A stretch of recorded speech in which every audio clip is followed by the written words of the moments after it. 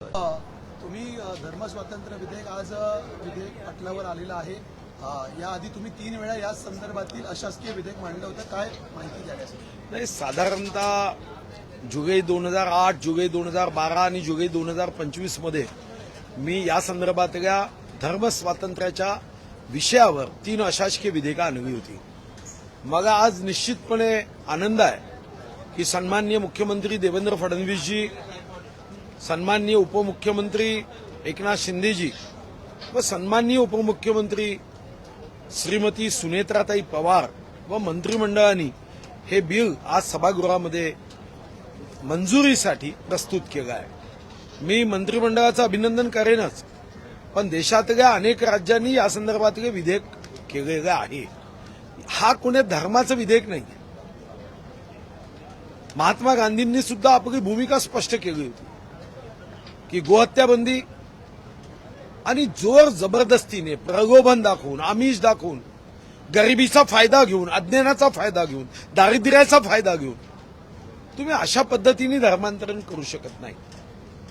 आज देशामध्ये ज्या तामिळनाडूमध्ये कधी भारतीय जनता पार्टीचं सरकार आजपर्यंत आलं नाही, पुढे माननीय मोदीजींच्या नेतृत्वात कदाचित येईल, पण त्याही राज्यांनी कायदा केला आणि हा कायदा कोणा धर्माच्या विरोधात नाही।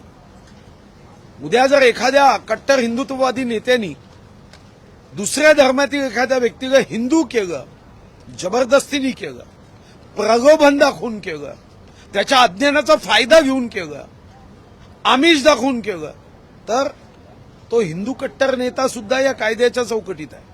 आणि म्हणून कोणीही भीती ठेवू नये। देशामधली एकात्मता, समता, ममता, बंधुत्व टिकवण्यासाठी या संदर्भात संविधान सभेमध्ये विस्तृत चर्चा झाली आणि तेव्हा काँग्रेसचे नेते पुरुषोत्तमदास टंडनजींनी अतिशय स्पष्ट भूमिका घेतली होती। गिब्बद नावाचे एक प्रतिनिधी सदस्य होते, त्यांनी म्हटलं की धर्मतत्वाचा प्रचार प्रसार करण्याची अनुमती असावी आणि म्हणून संविधानामध्ये तेवढी तरतूद आहे। पण जोर जबरदस्तीने, प्रलोभन दाखवून, आमिष दाखवून अशा पद्धतीने धर्म बदलता येत नाही। आणि आता धर्म बदलायचा असेल तर दोन्ही बाजूनी फायदा घेता येत नाही की एकीकडे आरक्षणाचा फायदाही घ्यायचा आणि दुसरीकडे धर्मही बदलायचा। तर असं जे मेळघाट सारख्या क्षेत्रामध्ये होतं, गडचिरोली सारख्या काही भागात होतं, नंदुरबार सारख्या भागात होतं, ते या निमित्ताने निश्चितपणे यावर अंकुश बसण्याची शक्यता आहे।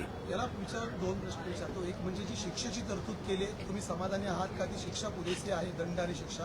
आणि दुसरा महत्वाचा प्रश्न, या कायद्यामध्ये अशी तरतूद आहे की पुनर्वसन आणि देखभाल खर्च दिला जाणार आहे, त्यामुळे घर वापसी पुन्हा होऊ शकते, वाटतं का तुम्हाला? त्यांचं जबरदस्तीने किंवा फसवणूक म्हणतात नाही, जबरदस्तीने केल्यावर घर वापसी व्हावी। स्वातंत्र्यवीर सावरकरांनी सुद्धा ही भूमिका मांडली।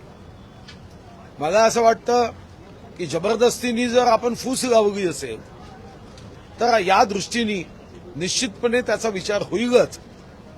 पण या संदर्भातली जी शिक्षा आहे, या शिक्षेच्या संदर्भात माझी एक मागणी बिलाच्या दिवशी जेव्हा हे डिस्कशन येईल ते मी राहणार आहे की काही वर्ष तरी याच्यावर फास्ट ट्रॅक कोर्ट केलं पाहिजे, फास्ट ट्रॅक कोर्टाच्या माध्यमातून। अन्यथा तुम्हाला माहिती आहे आज राज्यात 56 लाख केसेस विविध कोर्टात पेंडिंग आहे। राज्यात 5,09,000 केसेस हायकोर्टात पेंडिंग आहे।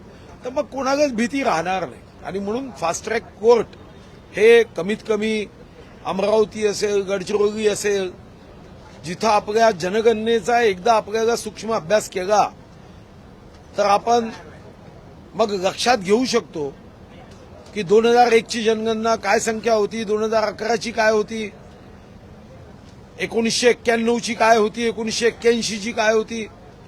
जर तुम्ही बघितलं तर 1951च्या जनसंख्येनुसार 86% हिंदू होते, आज 79% 2011च्या जनगणनेनुसार आहे।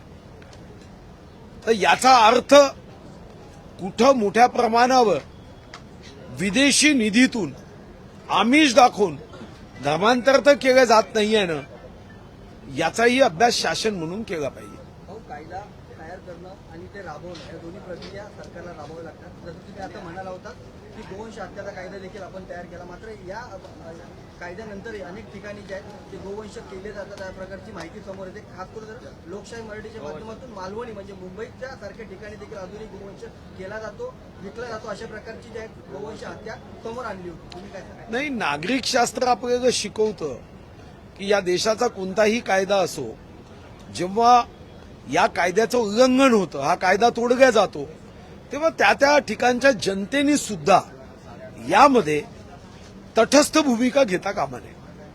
शेवटी एखादा कायदा झाला म्हणजे काही गुन्हे शून्यावर येतात का? आता आपण 302चा कायदा केला तर असं कोणी म्हणायचं मला वाटत नाही धाडस करेल की आता मर्डरच होत नाही.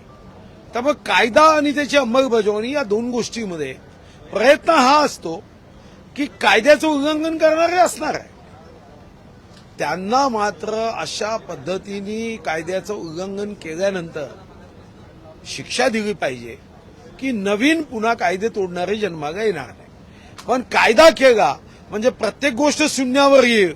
तर आपण 302चा गुन्हा आहे, 420चा गुन्हा आपण केलाय, ड्रग्सच्या विरोधात आपले कायदे आहे, दारूच्या संदर्भात कायदे आहे. तर असा कोणी दावा करतो का की आता एकही गुन्हा याच्यात होत नाही?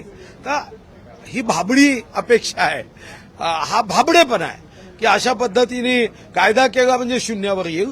पण जसं तुम्ही मालवणीचं सांगितलं तर याच्यावर अंमलबजावणी करणाऱ्या यंत्रणा असतील किंवा त्या विभागाचे सन्माननीय कायद्याचा सन्मान करणारे जे नागरिक असतील त्यांनी याच्या भूमिका घेतल्या पाहिजे.